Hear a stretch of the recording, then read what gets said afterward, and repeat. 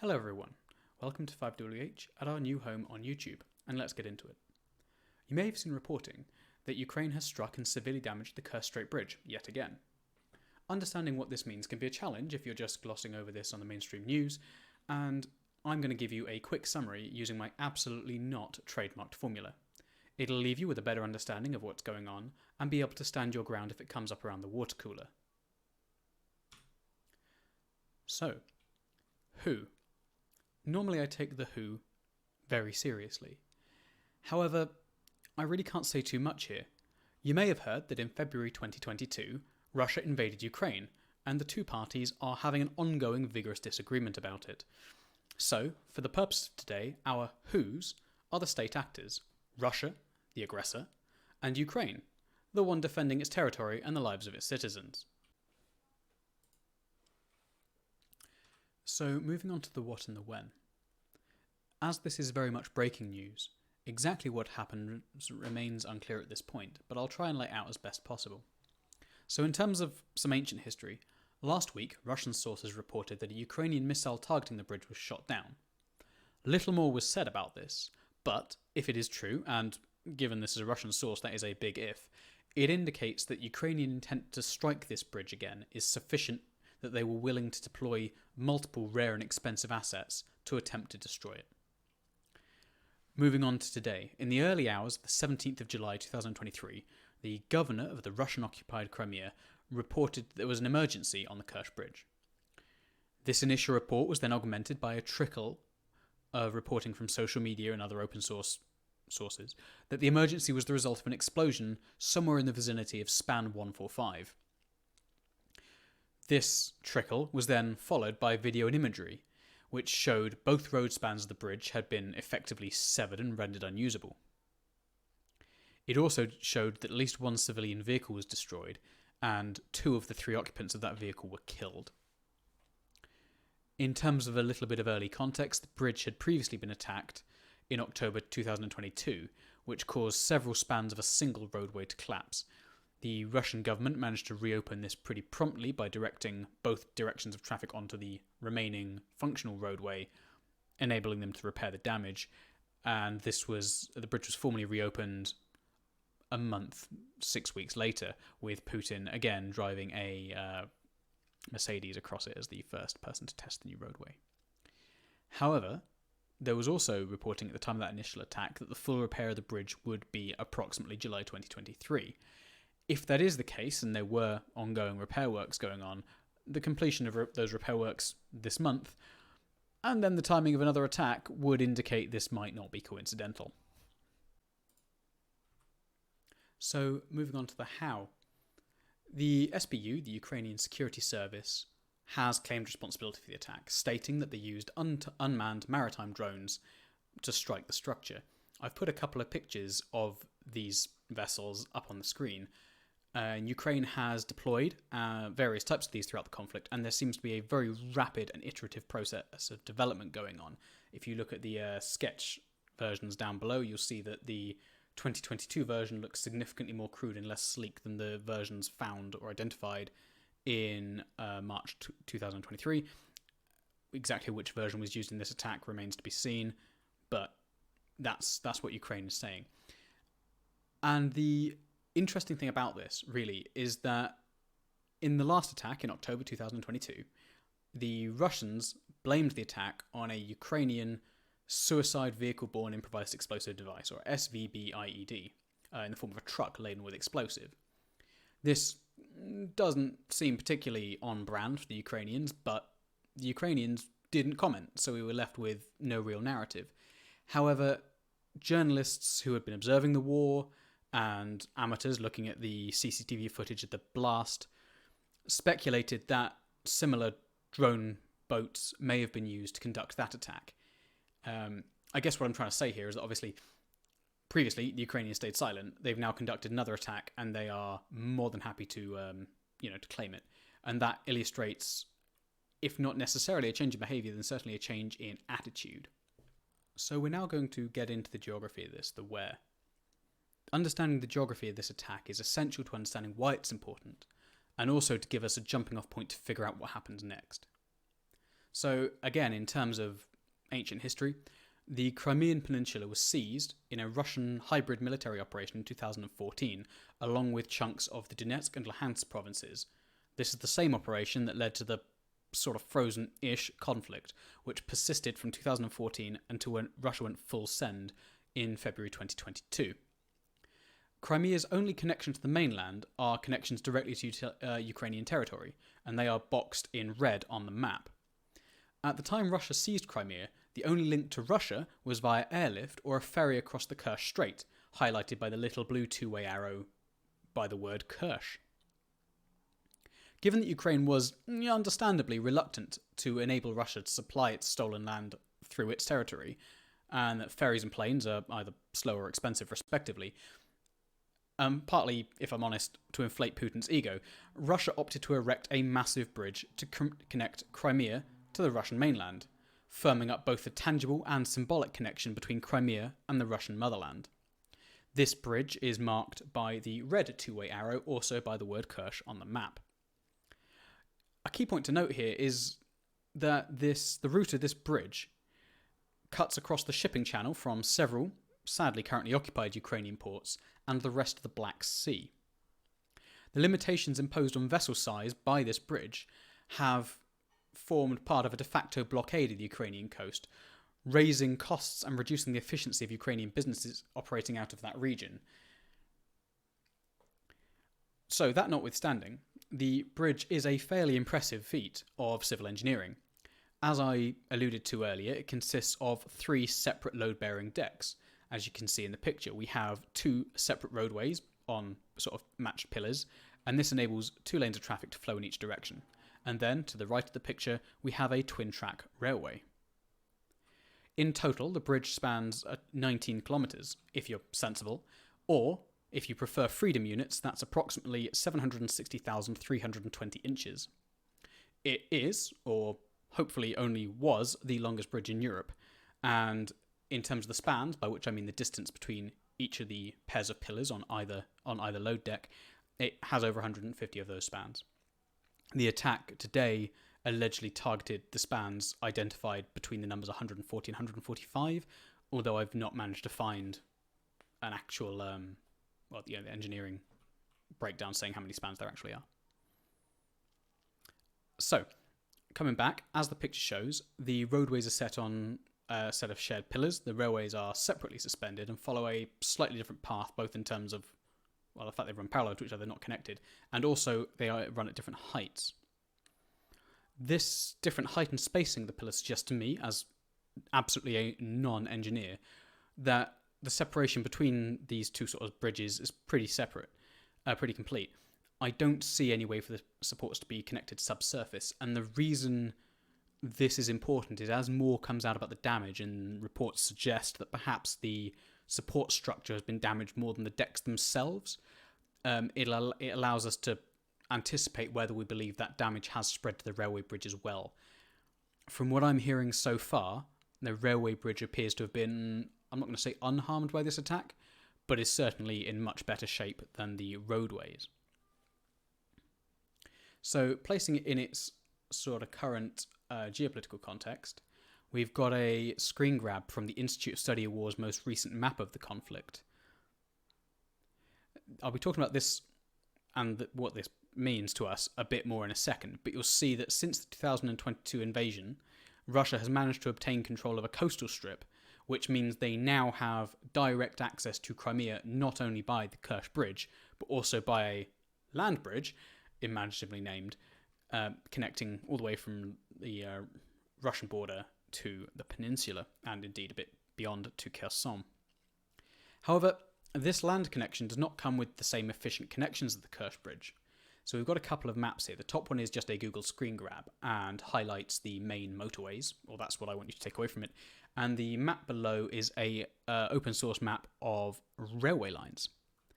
Yes, we're going to get train spotting. So, if you look at the bottom map first, counterintuitively, you'll notice I have circled a area in the top, roughly centre, or 2/3 right, of the map. And this indicates a gap in the train lines across the Russian border into Ukraine. Now, this predates 2022, and the Russians do have a reputation for laying railway line pretty quick. But what this means is that the rail logistics into Crimea are not direct. There is no way to get rail cars on track from Russia to Crimea without putting them over the Kerch Bridge. Pending, as I said, things that have happened since. And then if we look similarly at the road network, you can see there is essentially one highway running parallel to the coast on the northern edge of the Sea of Azov that links Rostov-on-Don in Russia to Mariupol, occupied Ukraine, and then along to Melitopol and then the Crimean Peninsula. The only other road connection into Crimea, again, is Kerch. Now, in addition to the lack of a railway connection and the fairly sparse road connection, it's also worth pointing out that the main supply routes along the northern side of the Sea of Azov are within range of Ukrainian precision-guided munitions from the current frontline position. So the importance of this bridge is that it enabled the Russians to supply the western edge of the land bridge and Crimea itself with all sorts of civil and military materiel without running the gauntlet of HIMARS, Storm Shadow, anything else the Ukrainians fancy yeeting in their direction. So now we're going to have a look at the why, and I think there's sort of three main areas to consider here. First point, if I'm honest, is Putin's ego. Although the Kerch Bridge has clear economic value in the context of a Russian-held Crimea and an independent Ukraine, a version of the projects have been mooted and disregarded throughout the Soviet period, assumedly on the basis that it'd be more efficient just to supply the peninsula via Ukraine, and that the cost-benefit balance just wasn't quite there. The scales were tipped in favour of its construction, however, in no small part by Putin's standard-issue dictator's desire for grand projects, very much to demonstrate his ability to impose his will upon the world.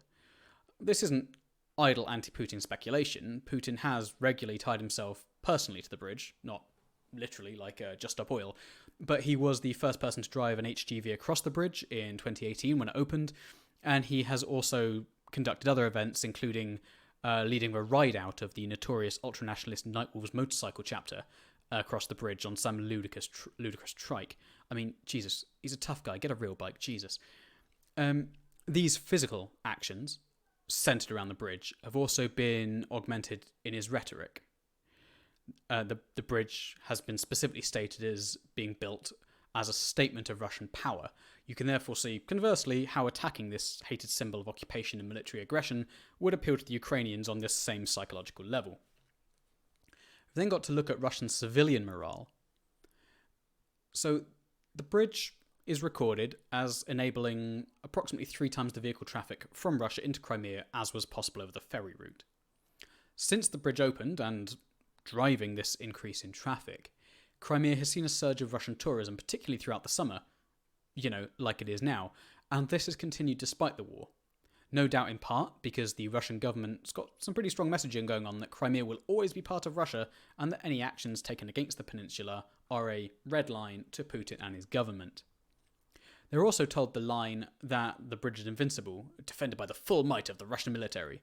And there's a hilarious press release from 2018, although I couldn't find it in time for this video, which details the extent of the military preparations to defend the bridge, and I shit you not, comes complete with naval dolphins to detect swimmers and submarines. Someone needs to tell the Russians that Red Alert 2 was not real. I don't even have words. So, in a practical sense, the whole red line nonsense can be treated with the contempt it deserves. Ukraine has launched frequent harassment attacks against military and dual-use infrastructure throughout the duration of the war, with Russia unable to materially escalate in response. I mean, what can you do that's more than invading?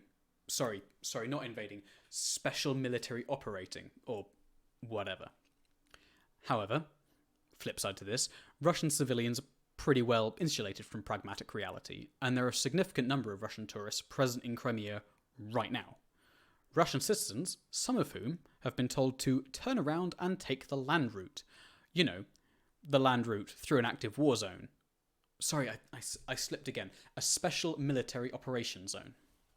God, Putin's propaganda is really not sticking on me, is it? So, I don't seriously think that Russian tourists are going to be compelled to drive via Melitopol and, run the gauntlet of HIMARS and fast air. But their plans will need to be rearranged as a result of this strike.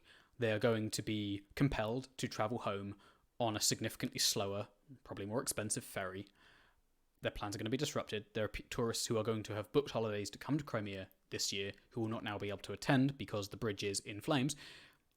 So this is a very real way that the Ukrainian military can conduct an operation that will have an effect not only militarily, as we'll cover in a second, but will also, hopefully, put a bit of a dent in the bubble that surrounds the Russian population.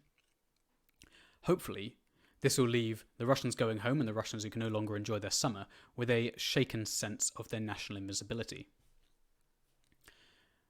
However, let's not be too hopeful. Ultimately, and finally, we're going to come to the blunt utilitarian reason why the Ukrainians might strike this bridge, and that is the military impact.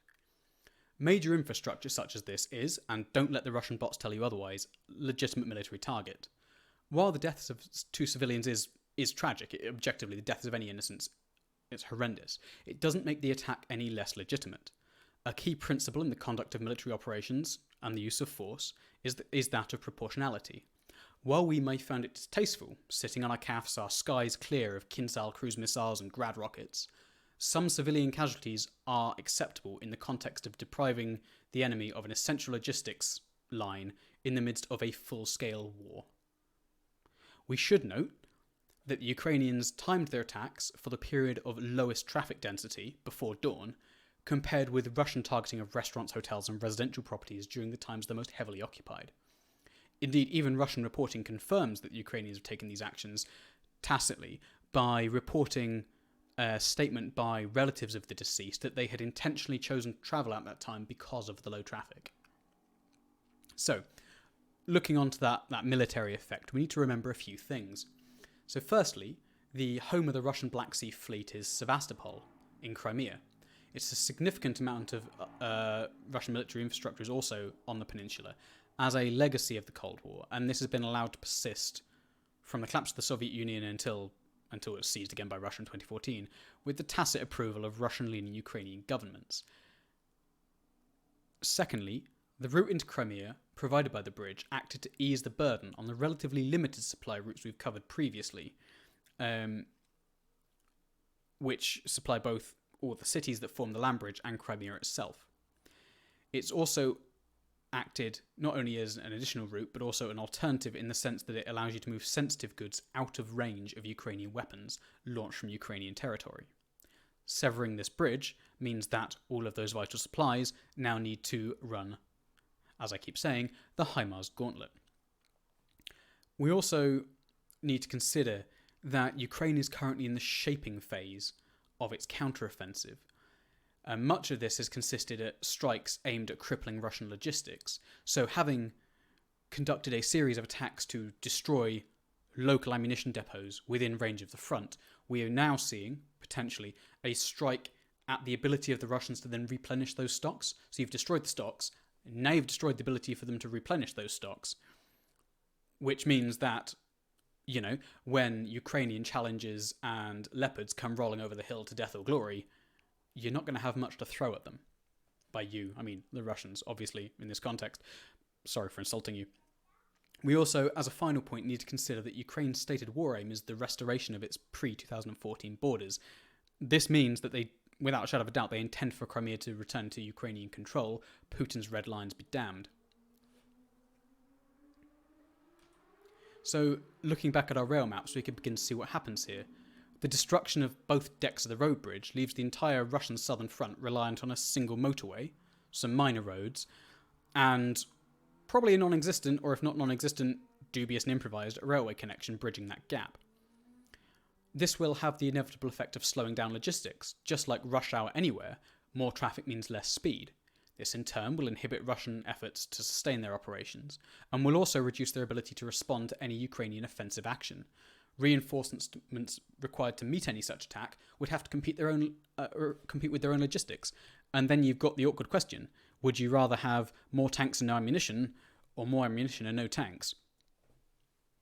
Having then created this single bottleneck, this lovely infernal traffic jam is going to be in range of Ukrainian long-range fires, allowing the Ukrainians potentially to disrupt and destroy them before their tanks even hit the ground.